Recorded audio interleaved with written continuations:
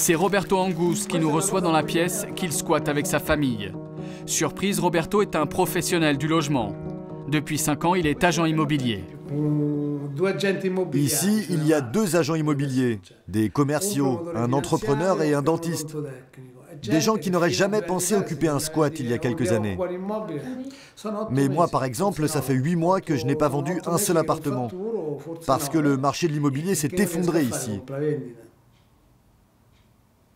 Si je n'occupais pas cet appartement à Rome, je ne pourrais même plus travailler. Agent immobilier le jour, squatteur la nuit. Roberto connaît bien le problème du logement à Rome.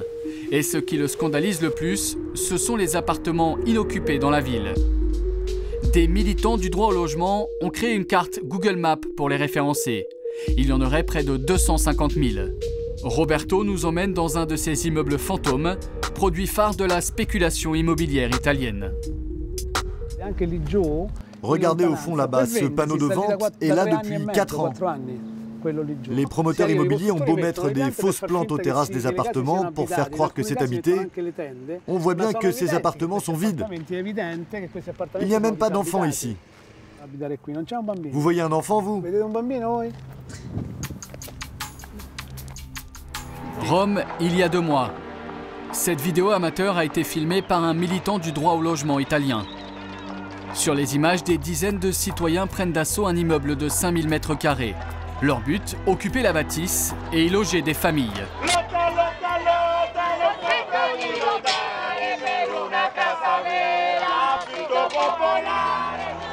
Très rapidement, les militants s'organisent pour forcer les portes du bâtiment. Le gardien, en noir, est dépassé. Tout est ouvert, tout est ouvert. Passez mais ne cassez rien. À l'origine, l'immeuble servait de bureau pour le conseil régional. En quelques heures, près de 250 familles vont l'investir. Une opération coup de poing pour prendre de vitesse la police. En fin de journée, les forces de l'ordre doivent abandonner. La lutte est gagnée. 2 mois après ces images, l'immeuble est toujours occupé. Pour y rentrer, il faut montrer patte blanche. La porte est gardée 24 heures sur 24. Andrés est un des responsables de l'occupation. C'est lui qui a filmé les images amateurs. Ce jour-là, 12 autres immeubles ont été investis en même temps dans les rues de Rome. Pour éviter l'expulsion des familles présentes, Andrés et ses hommes ont transformé l'immeuble en forteresse. Chaque étage du bâtiment est fermé par une porte blindée que nous avons posée. Bientôt, on va déplacer toutes les familles au dernier étage pour qu'elles soient plus protégées. Andrés connaît par cœur toutes les ficelles pour protéger son squat. Chaque jour, de nouvelles familles se retrouvent à la rue et débarquent ici, comme Monica Martinelli. Cette mère de famille a emménagé dans ce bureau avec son fils et sa tante handicapée. Avant, on dormait par terre. Ça fait seulement 1 semaine qu'on a un lit. Au chômage, Monica a dû abandonner son ancien appartement. Elle ne pouvait plus payer les 600 € de loyer. Avec son fils, elle a connu la rue. Moi, je me suis retrouvée abandonnée par l'État. Et c'est ce mouvement qui m'a relevée. Je remercie Dieu qu'une amie m'ait conseillé de m'inscrire sur les listes du Tsunami Tour. Car après 1 semaine, ils m'ont appelé pour me donner une place ici. Grâce au ciel, maintenant j'ai un toit. À Rome, l'occupation d'immeubles est devenue un moyen de survie. En 5 ans, les loyers auraient augmenté de près de 150%, les expulsions de près de 60%. Alors, les squats ne sont plus seulement tenus par des associations militantes. Certains particuliers ont spontanément envahi des immeubles dans le centre-ville de Rome. C'est le cas de cette ancienne résidence universitaire, occupée par des quinquagénaires qui travaillent, mais n'ont pas assez pour payer un loyer. Ce sont des produits de la Croix-Rouge. Ce sont eux qui nous nourrissent. Nous sommes vraiment plus bactères. C'est Roberto Angus qui nous reçoit dans la pièce qu'il squatte avec sa famille. Surprise, Roberto est un professionnel du logement. Depuis 5 ans, il est agent immobilier. Ici, il y a 2 agents immobiliers, des commerciaux, un entrepreneur et un dentiste. Des gens qui n'auraient jamais pensé occuper un squat il y a quelques années. Mais moi, par exemple, ça fait 8 mois que je n'ai pas vendu un seul appartement. Parce que le marché de l'immobilier s'est effondré ici. Si je n'occupais pas cet appartement à Rome, je ne pourrais même plus travailler. Agent immobilier le jour, squatteur la nuit. Roberto connaît bien le problème du logement à Rome. Et ce qui le scandalise le plus, ce sont les appartements inoccupés dans la ville. Des militants du droit au logement ont créé une carte Google Maps pour les référencer. Il y en aurait près de 250 000. Roberto nous emmène dans un de ces immeubles fantômes, produit phare de la spéculation immobilière italienne. Regardez au fond là-bas, ce panneau de vente est là depuis 4 ans.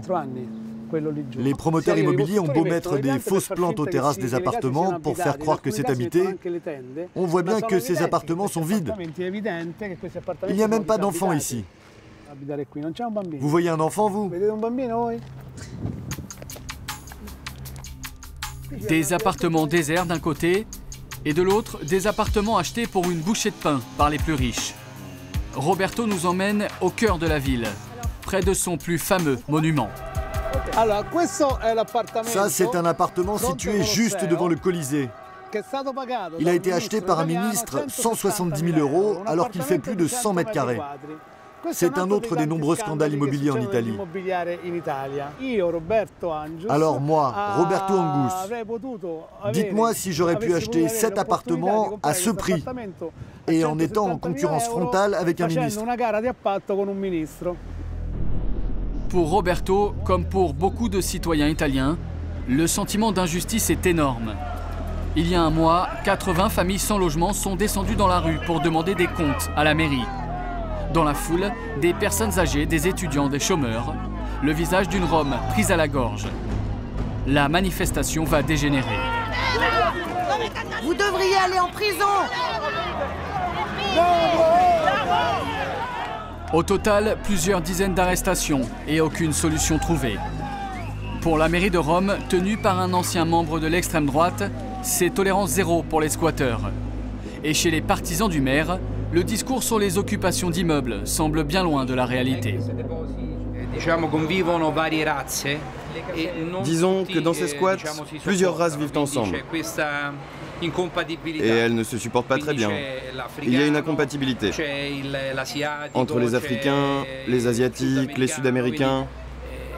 Il y a des religions différentes et ça provoque des bagarres. Heureusement, il n'y a pas beaucoup d'Italiens là-bas, car grâce au maire, ils ont trouvé leur logement. Face à l'aveuglement des politiques, certains militants utopistes ont décidé de forcer la main à la mairie en proposant une solution alternative, l'auto-récupéro. Le principe est simple, retaper gratuitement des lieux à l'abandon pour les louer ensuite à des prix modiques. Voici le dernier chantier en cours, une ancienne école transformée en résidence pour 13 familles. Pour les petits jardins ici, vous allez tout nettoyer évidemment à la fin. Oui, bien sûr. L'homme au gilet bleu, c'est Manfredo Proietti, le chef de chantier. Grâce à un peu de système D, ces logements lui coûtent 1 000 € du mètre carré. C'est moitié moins que le prix des logements sociaux de la mairie. La première chose qu'on veut faire, c'est donner des logements aux citoyens romains qui sont dans la détresse.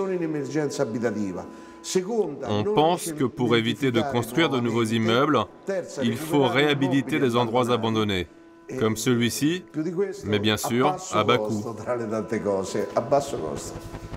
Grâce à l'aide d'architectes volontaires, l'espace a été optimisé au maximum. Pour occuper une maison comme celle-ci, la famille qui s'y installera ne payera que 300 € et bénéficiera d'un bail à vie. Pour Manfredo, l'auto-récupéro est désormais un combat politique. La mairie doit comprendre que notre projet est une grande opportunité. C'est la solution clé en main pour cette nouvelle classe italienne qui ne peut pas prétendre au HLM et qui n'a pas les moyens d'acheter ou de louer dans un circuit privé. L'auto-récupéro devrait se développer dans d'autres villes que Rome. Il sera peut-être un des antidotes à la pire crise du logement qu'ait connue l'Italie depuis les années 70.